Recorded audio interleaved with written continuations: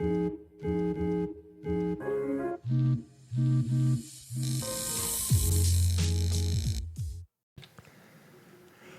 going on, guys? I'm Riverisco. Welcome back to the channel. Today we are going to be going over my top 10 personal favorite subclasses in D&D 5th edition.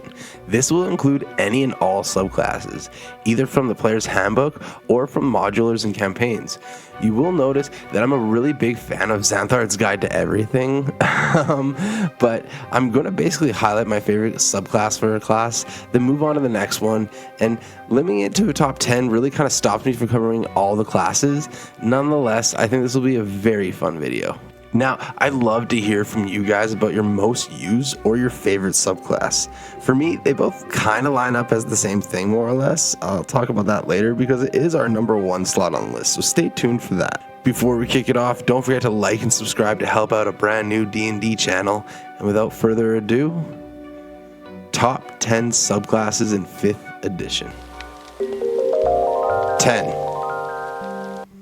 Eldritch Knight Fighter from the player's handbook. Now, I think this is one of the best starter classes you can use. It has all the fun of just smashing in skulls combined with the ability to cast magic. You are basically the Dragonborn for Skyrim, or the Jedi Master if you want. It teaches you how to preserve your spell slots and what exactly spell slots are, all while letting you fall back on the simplicity of the fighter's skills when you inevitably fail and blow your load early and the long rest is a whole day away. Now, as an Eldritch Knight, you are limited in the amount of schools of magic you're allowed to learn, from either 2 to 8 depending on your experience level. It's really nice because it doesn't overload you with spells, and for beginners, I think keeping the limit at like 3 to 4 is kind of ideal. At 3rd level, when you take this subclass, you get bonded weapons. It is a pretty neat and nichely useful ability, being able to summon your weapon from anywhere on the plane and never being able to be disarmed unless you're unconscious. Then at 7th level is where you really start to have fun with this subclass. You gain War Magic, which lets you cast a cantrip and then use one of your melee attacks in the same turn, which depending on your spells can be very fun. Then at level 18, you can do yet another attack as a bonus action. But before that, you do get Eldritch Strike, which basically just prevents resistance to the damage type and gives disadvantage on the next saving roll they must do from one of your spells. At level 15, you get my personal favorite trick in the tool bag, Arcane Charge, where you can teleport up to 30 feet when you use your action surge. The ability to slay one monster, then teleport to the next and attack it all in the same turn, even if they're 20 feet apart, is really, really nice. 9. Nature Domain Clerics from the player's handbook. These champions of the natural gods are akin to druids, yet clerics take a much more active role in pursuing their god's desires. I really enjoy this subclass because I really like nature-based characters in D&D, and if they speak with animals, chances are I like it.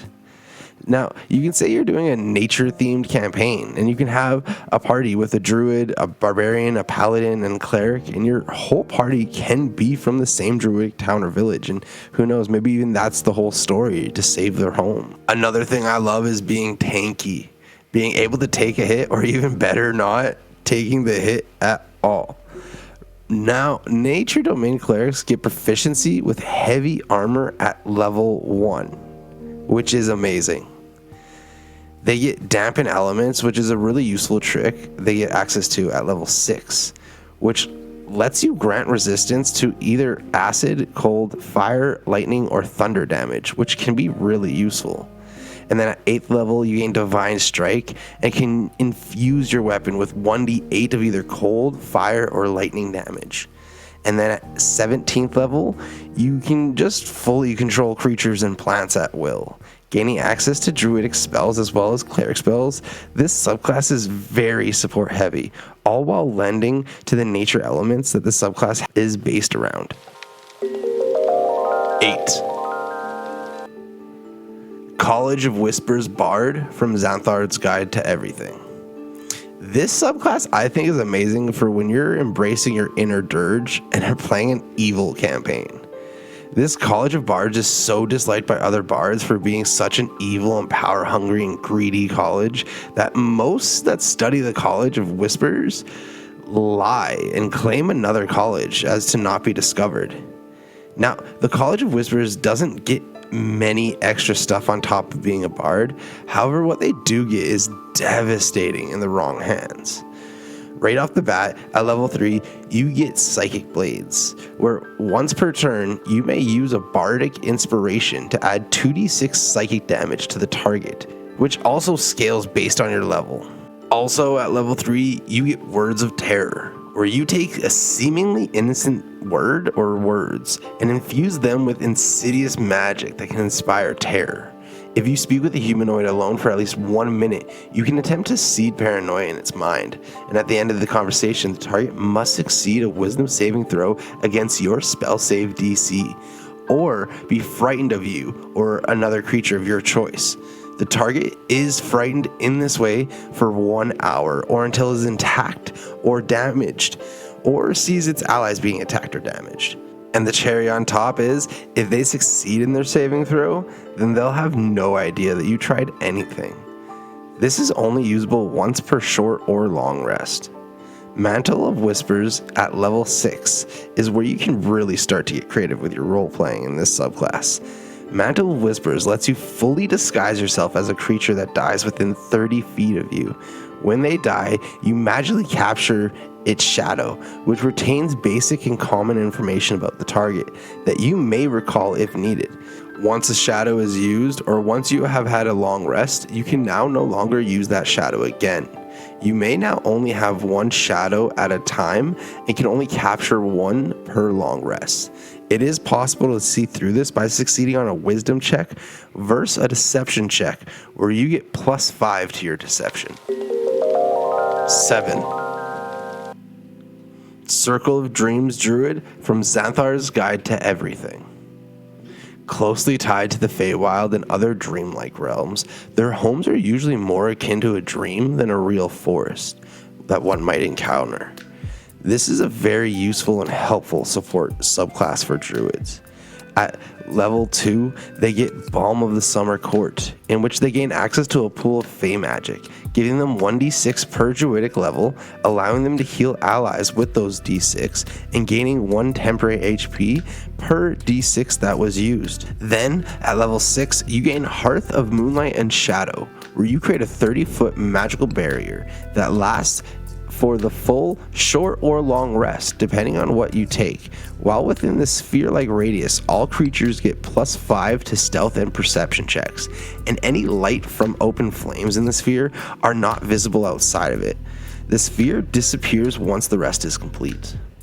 Then, my personal favorite ability that the Circle of Dreams Druids get, at level 10, they gain Hidden Paths, where as a bonus action, you can use the hidden paths that allow the Fey creatures to magically teleport, thus gaining the ability to teleport yourself anywhere you can see in the 60-foot radius.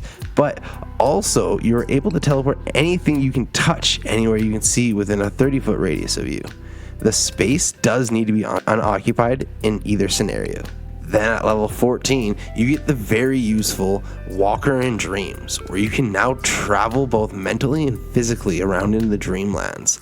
After just a short rest, you may cast either Dream, Scrying, or Teleportation Circle for free without using a spell slot. Don't get too excited, however. This Teleportation Circle is a bit different. Instead of being able to open a portal to anywhere, it opens a portal to where you last had a long rest.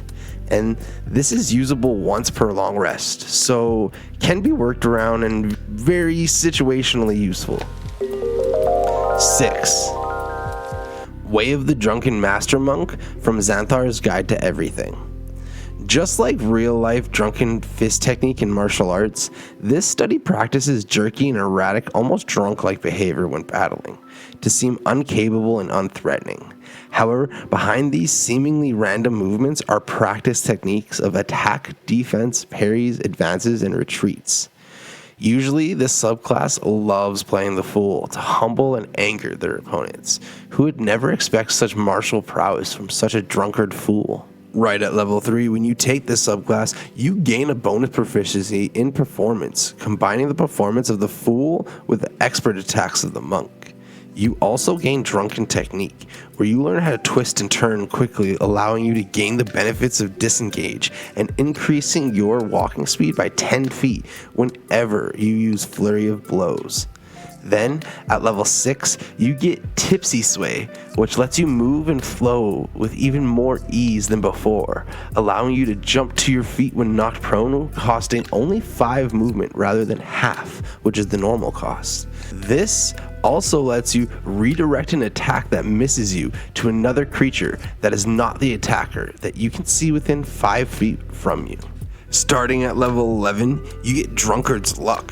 When you make an ability check and an attack roll or a saving throw and have disadvantage on the roll, you can spend 2 key points to cancel the disadvantage, ensuring you always quote-unquote get a lucky bounce when needed.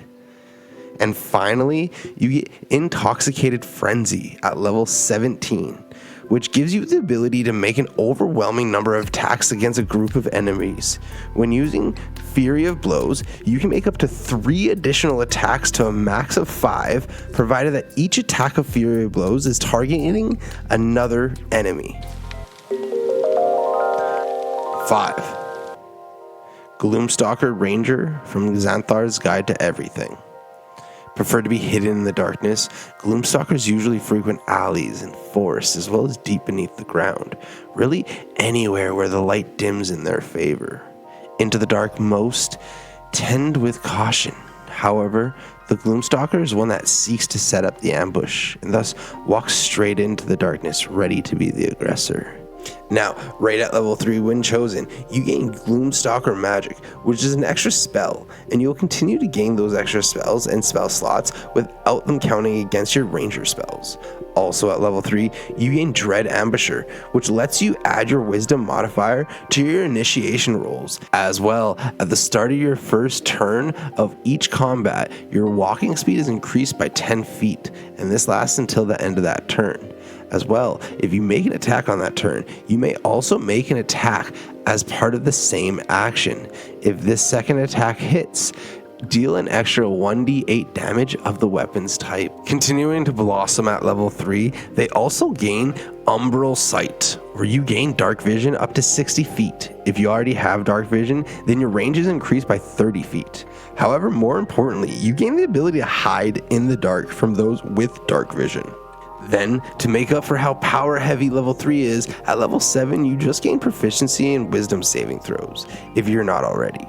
If you are, however, then you gain that proficiency in either charisma or intelligence saving throw.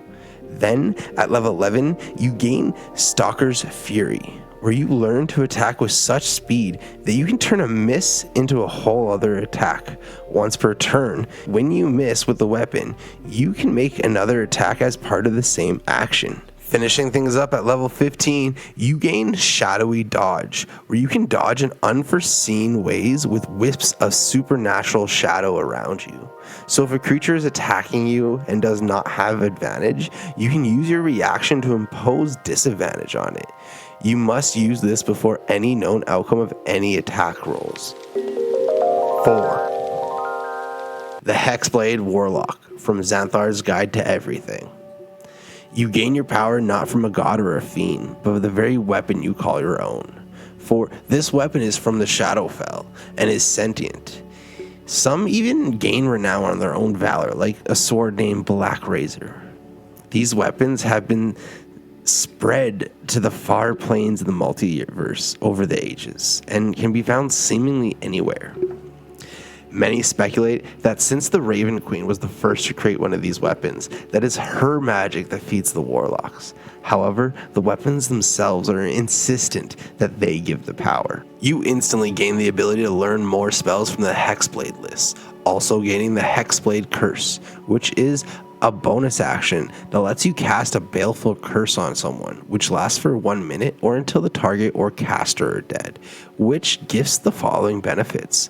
You can add your proficiency bonus to your damage rolls. You decrease the number needed for a critical hit by 1. And finally, if the cursed target dies, then the Warlock caster will heal their Warlock level plus Charisma modifier to a minimum of 1 HP. Also, upon taking the pack at level 1, you gain Hex Warrior, giving proficiency with medium armor, shields, and martial weapons. Also, once per long rest, you may touch a weapon you are proficient with that is not a two-handed weapon and gift it the powers from your packed blade, which lets you use your Charisma modifier to attack rolls, which will last until a long rest. If you later gain Pact of the Blade feature, then this can extend to that as well. Then, at level 6, you gain a Cursed Spectre, where if you have slayed a humanoid, you can temporarily bind their soul to your will, and it will be in service to you. Then, when summoned, acts as a spectre in the monster manual. When summoned, it also gains temporary HP equal to half your Warlock level. It will have its own turn and initiation orders. It will obey any verbal command from the Warlock and gains a special modifier equal to your Charisma modifier for its attack and damage rolls. If undefeated in battle, it will remain in your service until the end of your next long rest, at which point it disappears to the afterlife. Then, at level 10, you gain Armor of Hexes, which interacts with your Hexblade curse and simply lets you roll a 1d6 when attacked by a cursed target, and if you roll a 4 or higher, then the attack will miss. Then at level 14, you get Master of Hexes, where you can take the curse from a slain creature and then transfer it to another creature that you can see within 30 feet of you. If transferred, you won't get the HP gain for the slain creature. 3. Oath of Redemption Paladin from Xathars Guide to Everything. Possibly the most text-heavy subclass in this list. Extremely good for long campaigns and for roleplay-heavy players specifically. These paladins are the closest thing to a pacifist that a paladin can be, only taking up arms when it will save lives. They believe that every soul is worth saving and that any creature can turn to the light, facing down fierce and terrible creatures, all with the intention of saving them. Though thought of as some of the purest paladins, these are no fools. They know that undead and demons and devils alike will never turn to the light, so they will never try. Oath of Redemption Paladins, or Redeemers, are sworn by oath to defeat these creatures at every chance they get. The tenets of an Oath Redemption Paladin are as follow. Peace. Violence is a weapon of last resort. Diplomacy and understanding are the paths to long-lasting peace. Innocent. All people begin life as an innocent state. It is in their environment or the influence of dark forces that drive them to evil. By setting the proper example and working to heal the wounds of the deeply flawed world, you can set anyone on a righteous path. Patience. Change takes time. Those who have walked the path of a wicked must be given reminders to keep them honest and true. Once you have planted the seed of righteousness in a creature, you must work day after day to allow it to survive and then flourish. Wisdom. Your heart and mind must stay clear, for eventually you will be forced to admit defeat. While every creature can be redeemed, some are so far along the path of evil that you have no choice but to end their lives for the greater good. Any such action must be carefully weighed and the consequences fully understood. But once you have made the decision, follow through with it knowing your path is just. At level 3, you'll gain oath-specific spells, as well as Channel Divinity, granting 2 things. 1, Emanacy of Peace, which lets you add 5 to persuasion checks for the next 10 minutes. And 2, Rebuke the Violent. When a creature other than you that you can see within 30 feet is attacked, you can use your reaction to force a wisdom saving throw. On a failed save, the attacker takes radiant damage equal to the damage it just dealt. On a successful save, it takes half as much damage. At level 7, you gain Aura of the Guardian, which lets you shield someone within 10 feet of you of your sightline. When they take damage, you can use a reaction to magically take that damage instead. The range is increased to 30 feet at level 18. No effects will transfer with the damage, and the damage can never be reduced in any means. Then, at level 15, you gain Protective Spirit, which, if you end your turn with under half HP, a Protective Spirit will then heal you 1d6 plus half your Paladin level. And finally, at level 20, you gain Emissary of Redemption. You, at this point, are an Avatar of Peace, which gives you 2 benefits. You resist all damage dealt by other creatures flat out, just all damage you resist. Also, whenever you do take damage, the creature that dealt the damage then takes radiant damage equal to the damage it dealt. However, neither of the effects will happen if you struck the creature before they struck you. 2. Storm Sorcery Sorcerer From Xathars Guide to Everything. These sorcerers can trace their magic to usually a near-death experience from elemental disaster like a great flood or a hurricane. However, some are born on an unusually stormy night or in a howling gale, yet still some claim lineage of powerful elemental beings. Whichever the case, these sorcerers' magic and beings emanates the storm itself, being extremely useful on ships both sea and air by their natural ability to control the wind. When you take this subclass at level 3, you instantly gain Windspeaker, which lets you speak, read, and write Primordial and be understood by its dialects. You also gain Tempest Magic. Whenever you cast a spell level 1 or higher, you can then, as a bonus action, use wind to fly up 10 feet away without provoking attack of opportunity. At level 6, you gain Heart of the Storm. You get resistance to lightning and thunder damage. Also, whenever you cast a spell level 1 or higher that deals lightning or thunder damage, you will erupt in storm magic, causing any creatures within 10 feet of you of your choice to take lightning or thunder damage, equal to half of our sorcerer's level.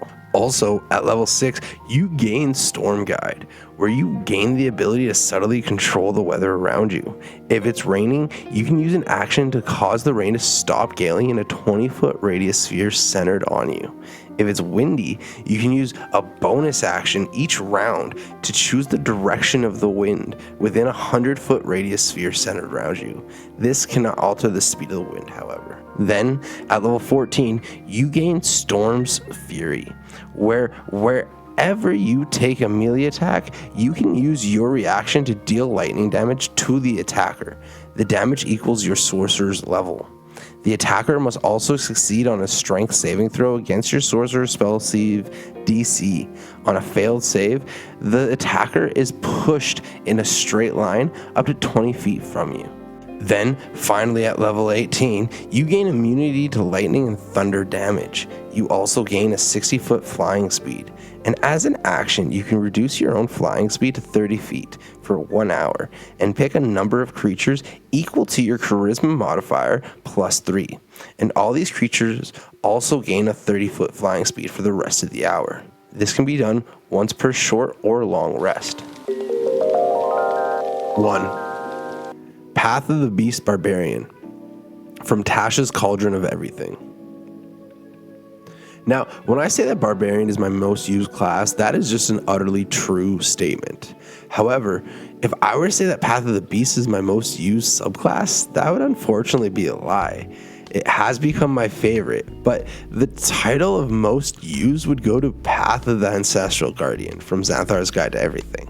Now, I did say I love that book, right? It being a really good tank path that leads to roleplay really well. However, like I said earlier, if you have a subclass that's all about nature, I'm going to like it. And that is Path of the Beast. Now, probably the best part of Path of the Beast is how versatile it is. You can become a sharpshooter with the eyes of a hawk, or a tank with the resilience of a bear, or even become the embodiment of an elk and gain their graceful striding. At level 3, you gain the features of an animal when you rage, giving you bite and claw and even tail if that's a thing your animal is embodying. Now, I say embodying because once you hit level 6, you gain Bestial Soul, which firstly makes the bite, claw, and tail now magical, which allows you to bypass any resistance they might have once held. Now, that you're used to changing your form to more of a beastier nature, you can change to different animals to better suit your surroundings. You gain a swimming speed equal to your walking speed and can breathe underwater. You also gain a climbing speed equal to your walking speed, ignoring difficult terrain, and can even climb upside down on a roof like a spider. And then once per day, you can use a strength check to increase your jump distance, the number equal to the check's total. So if you roll a 15 with a 5 modifier, you get to jump an extra 20 feet. Then, at just level 10, you gain Infectious Fury, causing your natural weapons, i.e. bite, claws, tail, to also inflict upon a failing wisdom saving throw of 8 plus your wisdom modifier plus proficiency bonus to go into a rabid fury, which means that on its turn, it must attack another creature of your choice that you can see. The target also takes 2d12 psychic damage itself. If on a successful wisdom saving throw, nothing happens. This can be used as many number of times as your proficiency bonus, which just means if your proficiency bonus is say 2, then you can use it twice per long rest. Finally, getting to their last ability at only level 14, they gain Call of the Hunt, which is where, when you rage, you can choose a number equal to your Constitution modifier of allied targets, and all those who accept your rage now buff you with 5 temporary HP points each. Until the rage ends, each chosen and accepted creature can add 1d6 to their damage rolls per turn. Call of the Hunt can be used once per the number of your proficiency bonus per long rest. All of that makes this a versatile and powerful early and mid-game beast, which with feats and party members doesn't fall off too hard in the late game. Well, that's all for this video. It was honestly a lot of fun rereading all these subclasses, and it makes me want to break down more subclasses this way. But I already have so many video ideas that this one is 100% on the back burner for now. Since you made it to the end, you are now part of the current. Welcome. Don't forget to make it official by liking and subscribing. And until the next video, peace.